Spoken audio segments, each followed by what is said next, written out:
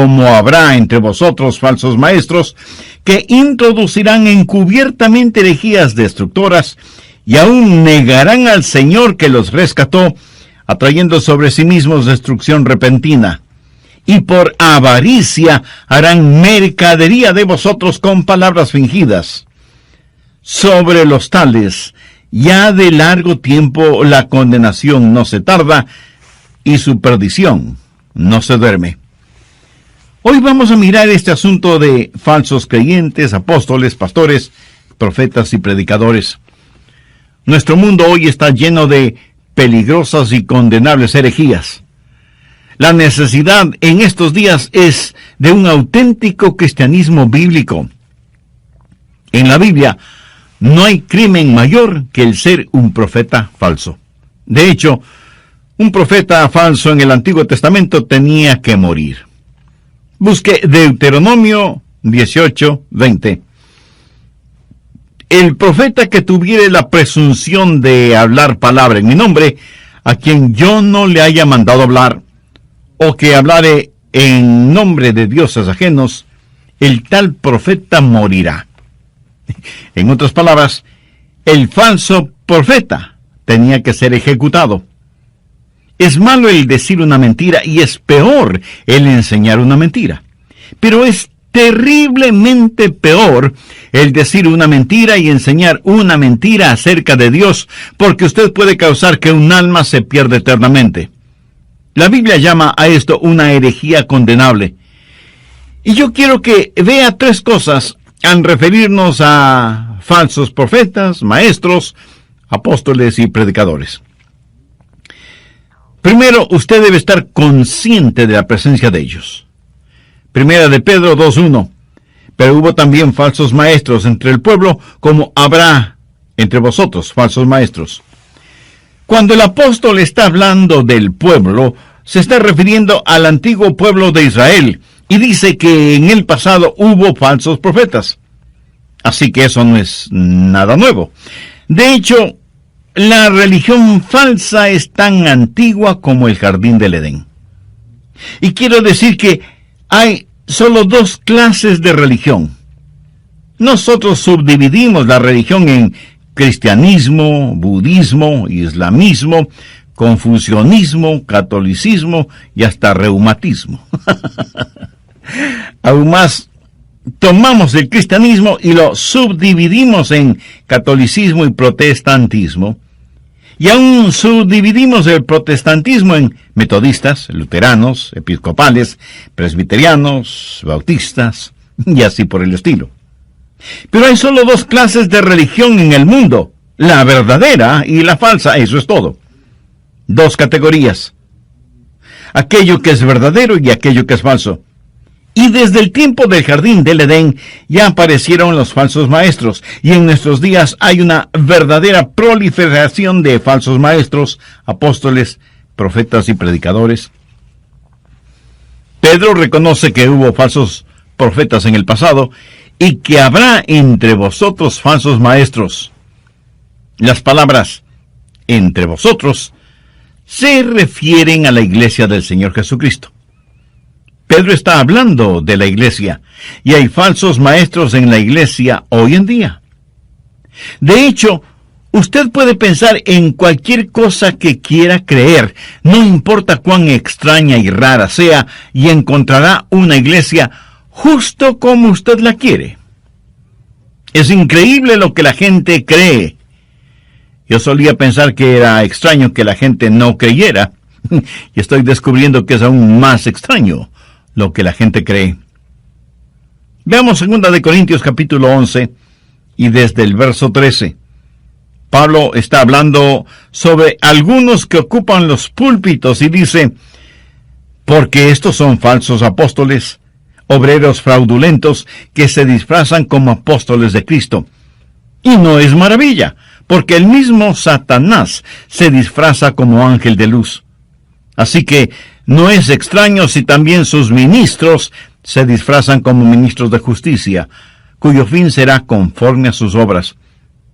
O sea que van a morir e irse al infierno, pero mientras están en vida, quieren que se les diga reverendo, o doctor, o eminencia, o títulos de esa naturaleza, pero no conocen al Señor Jesús, y se paran tras los púlpitos como falsos apóstoles y ángeles de luz.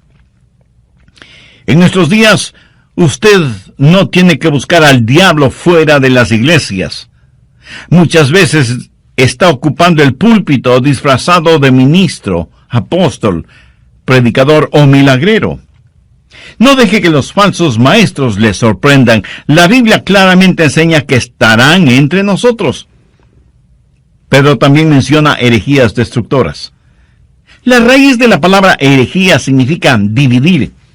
Cuando la herejía penetra en la iglesia, siempre causará que la gente se divida, porque si alguien trae una doctrina falsa a la iglesia, el liderazgo de la iglesia podría decir: usted no puede enseñar eso aquí. Y los promotores de falsa doctrina dirán: oh, sí que podemos. Y a lo mejor el pastor diga: ustedes no pueden creer eso. Y ellos dirán: claro que creemos. Y así comienza la división. Y cuando usted enfrenta a esa clase de personas que introducen encubiertamente herejías destructoras, ellas actuarán como que están siendo perseguidas. Aparentan ser las víctimas, y usted es culpable por oponerse a la verdad. Son como los dos hermanitos que peleaban en el dormitorio y su mamá vino para calmarles. Y Juan dijo: mamá, todo comenzó cuando Jaime me devolvió el golpe que le di.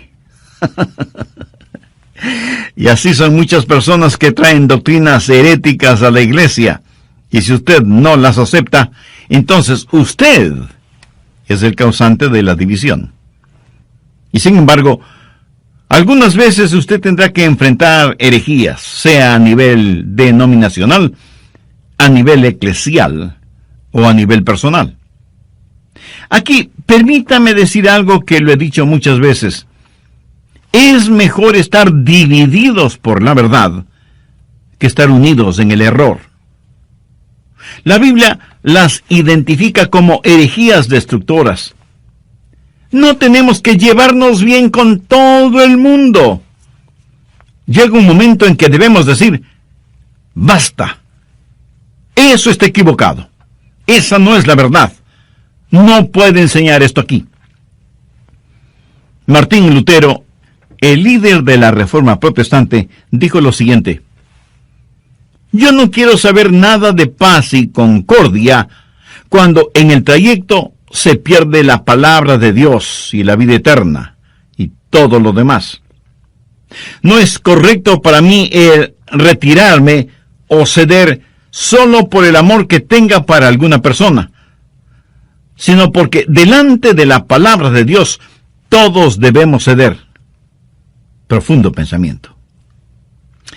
Muchas veces la gente piensa que la Biblia no es verdadera porque hay falsos maestros y dicen: el cristianismo tiene tantas divisiones y tantos errores que no puede ser la verdad.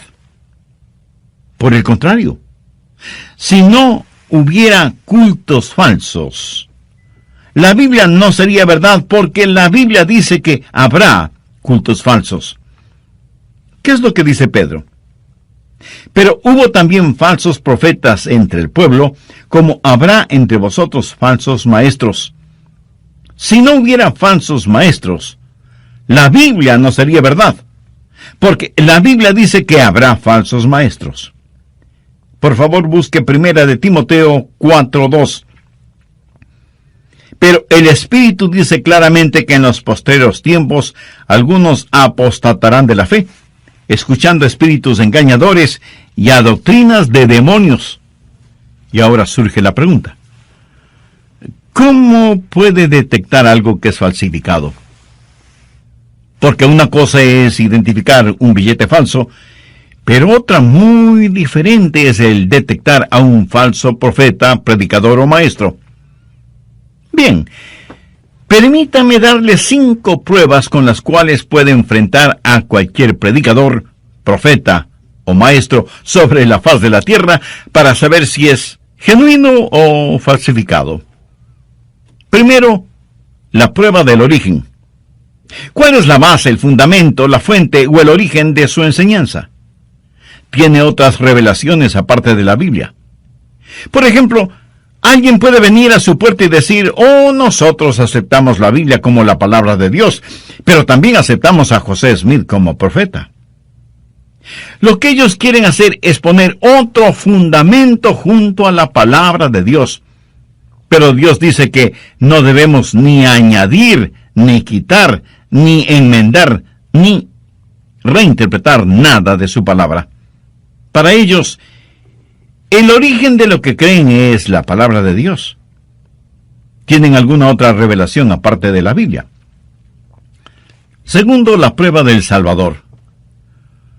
¿Creen ellos que Jesucristo es el Mesías, el Hijo de Dios nacido de una virgen, coigual y coeterno con Dios el Padre? El otro día vinieron a mi casa unos testigos de Jehová, y yo me porté con ellos muy bondadosa y cortésmente, y cuando empezaron a hablar les dije, antes de que digan algo más, quiero hacerles una pregunta. ¿Adoran ustedes al Señor Jesucristo? Ellos respondieron, creemos que Jesucristo es el Hijo de Dios. Les dije, me alegra escuchar eso, pero yo pregunté si adoraban al Señor Jesucristo. Y ellos contestaron, bueno, le damos a Él alabanza y honor. Oh, eso suena muy bien, pero ¿adoran ustedes al Señor Jesucristo? Y dijeron, nosotros le reverenciamos. Les dije, amigos, yo quiero que sencilla y claramente respondan a mi pregunta. ¿Adoran al Señor Jesucristo? Y ellos contestaron, no. Y les pregunté, ¿y por qué no? La Biblia está llena de adoración a Jesucristo. Los evangelios relatan cómo sus seguidores le adoraron. Ahora, si Él no es Dios, por supuesto que no debe ser adorado, pero si Él es Dios, debe ser adorado. Ellos dijeron, discúlpenos, pero debemos irnos. Y más rápido de lo que vinieron, se fueron. La verdad es que yo quería que se queden porque quería mostrarles con la palabra de Dios que Jesucristo debe ser adorado. Pero claro, si Él no es Dios, no debe ser adorado. Porque la Biblia dice, al Señor tu Dios adorarás, y a Él solo servirás.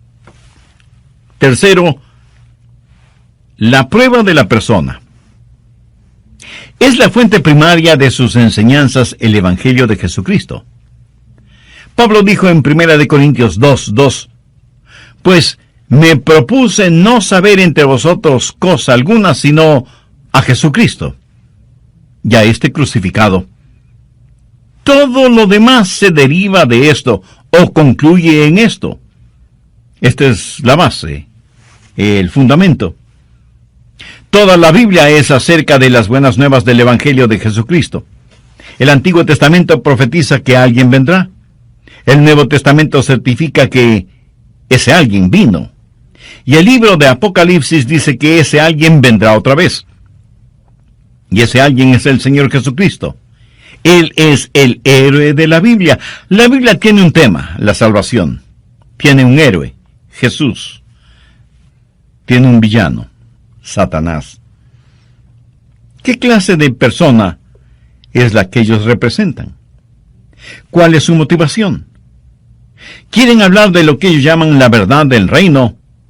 ¿O de lo equivocada que está la cristiandad? ¿O temas de ese estilo? ¿O quieren hablar de la predicación del Evangelio de Jesucristo, que es el Evangelio de salvación por gracia, por medio de la fe? Pablo, escribiendo a los Gálatas, les dijo, mas si aún nosotros o un ángel del cielo os anunciare otro evangelio diferente del que os hemos anunciado, sea anatema. Literalmente la palabra anatema significa condenación, maldición. Y alguien pensará que esa es una expresión muy dura. No es ser duro si yo le digo a alguien, usted no puede enseñar algo que va a guiar a la gente al infierno. Amigo, aquí no estamos hablando de las preferencias en cuanto al color de las paredes, o si en las papas necesitan más sal, ¿O qué sabor de helado le gusta más? No. Estamos hablando del destino eterno de los seres humanos. Cuarto, la prueba de la salvación. Estos falsos profetas, apóstoles, maestros y predicadores enseñan que la salvación es por gracia, por medio de la fe, o tratan de añadir obras y algunas otras cosas raras, aunque digan que son manifestaciones del Espíritu. Cada vez que se le dice a una persona que tiene que hacer algo más que simplemente confiar en el Señor Jesucristo para ser salvo, se debe quitar de la Biblia las palabras todo aquel que cree. Por ejemplo, si usted dice que una persona tiene que ser bautizada para ser salva, ¿sabe lo que está haciendo? ¿Sabe a cuánta gente está eliminando? Piense en una guerra en pleno desierto. Un soldado es herido mortalmente y el capellán se acerca y le pregunta, ¿eres salvo? El soldado responde, no lo soy, pero quiero serlo. Y el capellán le dice, lo siento mucho, no puedo bautizarte. Todo lo que tenemos alrededor nuestro es solamente arena, no tenemos ni una gota de agua ni en las cantimploras. Ve lo incongruente de la situación. Cada vez que alguien añade otros requisitos para la salvación, anula el requisito bíblico que sencillamente declara todo aquel que cree. Busque Romanos 10:13. Porque todo aquel que invocare el nombre del Señor será salvo. Y eso, mi amigo, significa cualquier persona que quiera ser salva, se arrepiente y pone su confianza y fe en Jesucristo, será salva en cualquier lugar, a cualquier hora, sin ningún otro requisito. Gloria a Dios por esto. Quinto, la prueba de la santificación. Enseñan ellos que el creyente debe procurar vivir una vida santa. Si es que no enseñan santidad personal y separación del pecado, hay algo fundamentalmente podrido en sus enseñanzas. ¿Viven ellos mismos una vida de santificación? ¿O todo lo que puede ver y saber de ellos es una vida de ostentación? Bien, terminaré este estudio en el próximo programa. ¿Cómo identificar a estos falsos maestros, profetas, apóstoles y predicadores? Se los puede identificar primero por su mensaje. En segundo lugar, les puede identificar por sus métodos. El primer verso de 2 de Pedro capítulo 2 habla del mensaje. El verso 2 habla del método. Y muchos seguirán sus disoluciones. Otra versión bíblica dice, y muchos seguirán sus perniciosos caminos. ¿Qué significa pernicioso? Algo realmente malo, torcido, depravado. El verso 3 dice, y por avaricia harán mercadería de vosotros. Ahora regresemos un momento al verso 1 en donde leemos, introducirán encubiertamente herejías destructoras. Todo esto está describiendo cómo ellos operan, trabajan o actúan. La palabra encubiertamente significa en secreto, clandestinamente, y conlleva la idea de hacer algo ilegal de tal manera que sea muy difícil de descubrir. Y lo que ellos hacen es enseñar cosas falsas, juntamente con las verdaderas, para crear confusión. Y todos saben que eso es exactamente lo que se debe hacer si se quiere engañar a alguien. Por ejemplo, ¿cuáles son los anuncios o propaganda comercial más atractivos y profesionales en la televisión? Los de las cervezas. Hermosos paisajes, impresionantes nevados, playas exóticas, y todos pasando un tiempo extraordinario gracias a la cerveza. Pero lo que jamás muestran es al hombre embotado de cerveza, durmiendo su borrachera en la calle, cubierto por su propio vómito y lleno de moscas.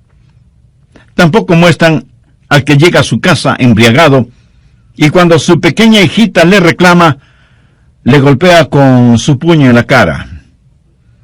Tampoco muestran al hombre que, dominado por el alcohol, empuja fuertemente contra la pared a su asustada esposa. Ni muestran a alguien que es llevado a la emergencia de un hospital, y tiene múltiples fracturas porque un conductor borracho lo atropelló y jamás se detuvo para prestarle ayuda. Eso no lo muestran jamás. Y aunque desde otra perspectiva, lo mismo es con los anuncios de los cigarrillos, praderas impresionantes, hermosos caballos, invitadoras fogatas. Y me pregunto, ¿qué tiene que ver esas praderas, esos caballos y esas fogatas con el cáncer pulmonar? Y los fumadores ni siquiera prestan atención a la advertencia impresa en cada paquete de cigarrillos que dice: fumar cigarrillos es peligroso para la salud. Pero claro, eso está impreso con letra muy pequeña, como para que usted no pueda leerlo. Pero tienen que ponerlo porque así lo exige la ley. ¿Sabe que el diablo hace la misma cosa? Habla con palabras fingidas, como lo vemos en el verso 2, harán mercadería de vosotros con palabras fingidas. ¿Sabía que en el griego la palabra fingir es plastos? Es la palabra de donde se deriva la palabra plástico. Maestros, predicadores, apóstoles plásticos, entregando ideas y palabras plásticas.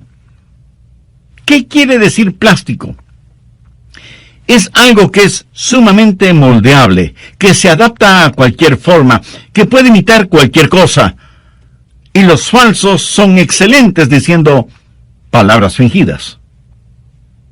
¿Qué es lo que dice Pablo? Que con palabras fingidas, con palabras plásticas, hacen mercadería de vosotros.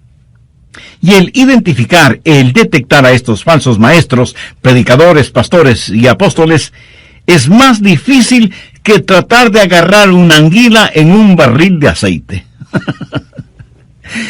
Pero se los puede reconocer por sus métodos, su mensaje y sus maneras. Miremos nuevamente el verso 2.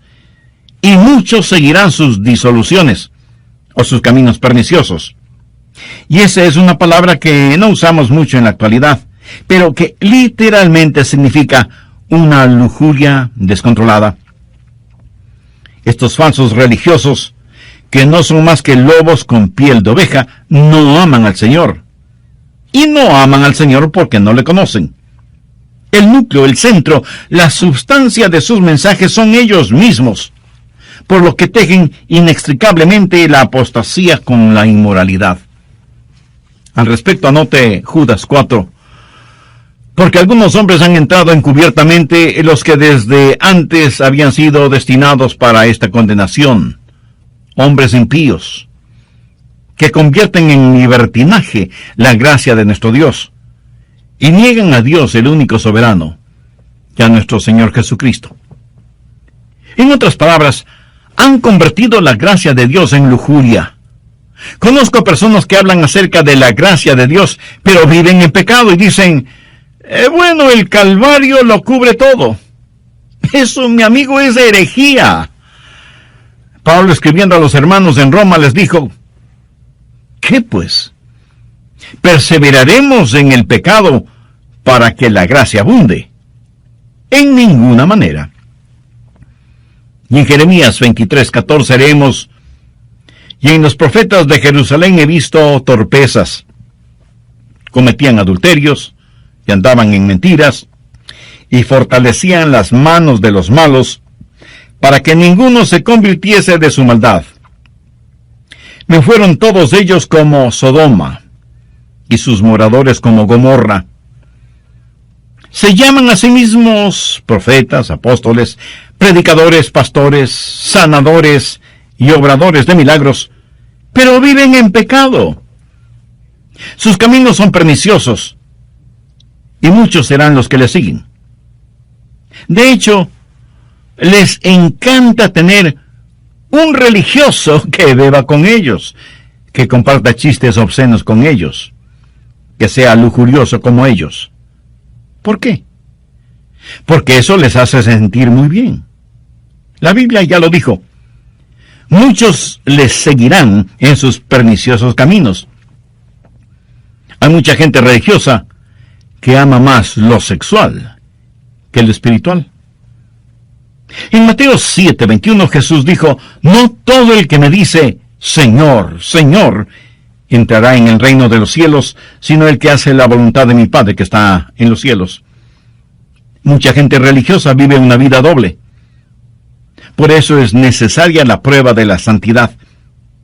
Pero también se puede detectar a los falsos por sus motivos. ¿Cuáles son esos motivos? Veamos otra vez el verso 3. Y por avaricia harán mercadería de vosotros. ¿Cuál es la motivación de ellos? Bueno, ellos quieren hacer de usted una mercadería. Quieren usarle, manipularle. ¿Por qué? Porque son codiciosos. Ahora, de ninguna manera estoy diciendo que un genuino obrero del Señor no debe ser pagado. La Biblia dice claramente que el obrero es digno de su salario. Pero no es de eso de lo que el apóstol está hablando aquí. Él habla de la gente que debido a sus motivos personales y la maldad de su corazón, hacen del Evangelio una mercadería. Y usted seguramente ha visto a estos mercaderes espirituales en la televisión, convirtiendo el bendito Evangelio del Señor Jesucristo en nada más que en vulgar mercadería. Estimo que el lugar más ardiente del infierno estará reservado para estos quienes, por motivos egoístas y muy personales, estos religiosos plásticos y falsos, manipulan a los hijos de Dios como mercadería. Y muchas veces con palabras y conceptos inventados, explotan a los crédulos e ingenuos. ¿Cómo estos falsos deletrean evangelio? Ganancia, ganancia, ganancia. Pablo en forma muy seria dice que Dios con toda seguridad los juzgará. Mire el argumento que él presenta desde el verso 4. Porque si Dios no perdonó a los ángeles que pecaron, sino que arrojándoles al infierno los entregó a prisiones de oscuridad para ser reservados al juicio, y si no perdonó al mundo antiguo, sino que guardó a Noé, pregonero de justicia, con otras 7 personas, trayendo el diluvio sobre el mundo de los impíos, y si condenó por destrucción a las ciudades de Sodoma y Gomorra, reduciéndolas a ceniza y poniéndolas de ejemplo a los que habían de vivir impíamente, y libró al justo Lot, abrumado por la nefanda conducta de los malvados. Vamos ahora al verso 9. Sabe el Señor librar de tentación a los piadosos y reservar a los injustos para ser castigados en el día del juicio. ¿Qué es lo que Dios está diciendo? Aquí está, ni al mundo antiguo, ni a Sodoma y Gomorra. Él no va a perdonar a ningún falso profeta. Pero hay el otro lado de esta moneda. Busque Romanos 8:32. El que no escatimó ni a su propio Hijo. Cuando Jesús dejó el cielo para venir a la tierra y ser mi sustituto, mi pecado y su pecado fueron puestos sobre el Señor Jesucristo. Cuando después de haber flagelado todo su cuerpo y haberle arrancado la barba de su rostro y haber puesto en sus sienes una corona de espinas, los llevaron al Calvario y estiraron sus brazos para clavarle en esa ignominiosa cruz. Y aun estando en la cruz, siguieron torturándole. Jesús, aunque sentía un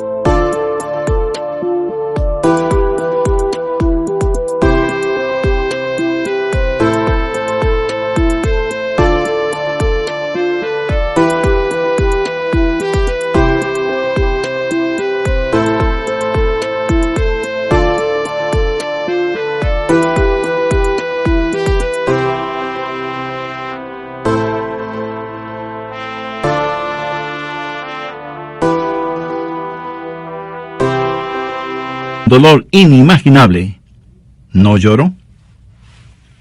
En Hechos 8:32 leemos: como cordero mudo delante del que lo trasquila, así no abrió su boca. Pero entonces algo sobrenatural sucedió. Los cielos se volvieron negros como medianoche, y Dios el Padre, que siempre había estado con su Hijo desde la eternidad, le volvió la espalda a su propio Hijo, a tal punto que Jesús clamó: Dios mío, ¿por qué me has desamparado? Los ojos de Dios son puros, como para observar la iniquidad. Y Jesucristo en esa cruz estuvo cubierto de los pecados de toda la humanidad, pasados, presentes y futuros.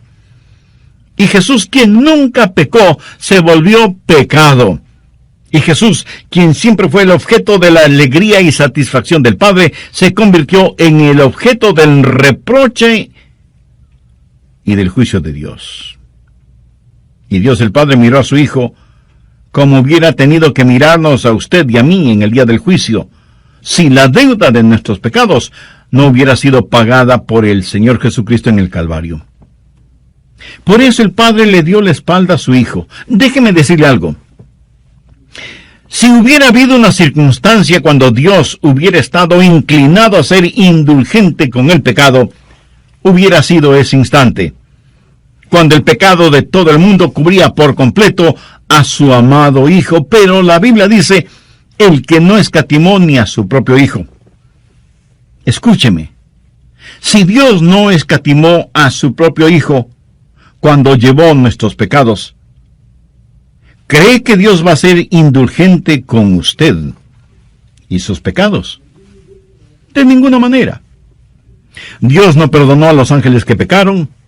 Dios no suspendió el castigo al mundo antiguo. Dios no suspendió el juicio sobre Sodoma y Gomorra. Y Dios no protegió ni a su propio Hijo cuando estaba en juego nuestra redención. En vista de eso, ¿qué le hace pensar que Dios será indulgente con usted? Pero en Romanos 8:32 también hay una preciosa verdad. El que no escatimó ni a su propio Hijo, sino que lo entregó por todos nosotros, ¿cómo no nos dará también con Él todas las cosas? A lo mejor usted está pensando: pastor, ¿qué quiere decir eso? Bien, déjeme ilustrarlo de la siguiente manera. Suponga que un día usted viene y me dice: pastor, ¿puede darme a su hijo primogénito? Yo, sorprendido y asombrado, le pregunto: ¿y para qué quiere a mi hijo primogénito? Y usted responde: oh, lo quiero para abusar de él, para decir mentiras acerca de él, quiero golpearle y humillarle, quiero azotarle y clavarle en una cruz para que muera en agonía y cubierto con su propia sangre. ¿Quiere darme a su hijo? Y yo, tratando de controlar mi vieja naturaleza adánica, le diré firme y fuertemente: no, usted debe estar loco para pedirme que le dé mi hijo para semejante cosa. Ahora, suponga, solo suponga, que por alguna extraña, muy extraña razón, yo le ame a usted de tal manera que le entrego a mi hijo, mi amado primogénito, aun sabiendo lo que usted le va a hacer. Y después de que lo entrego, usted me dice: ya que me ha entregado a su hijo, ¿podría también darme la ropa de él, y los instrumentos musicales de él, y la biblioteca de él, en fin, todo lo que es de él? Y yo, que por alguna extraña, muy extraña razón, le amo a usted como para haberle entregado a mi hijo, no tendré mayor reparo en darle juntamente con él todas las cosas. Es más, le diré: siendo que mi primogénito era mi heredero, usted va a ser coheredero de todas las cosas. Romanos 8:17 dice: si somos hijos de Dios, somos también herederos, herederos de Dios y coherederos con Cristo. Si Dios nos ama tanto,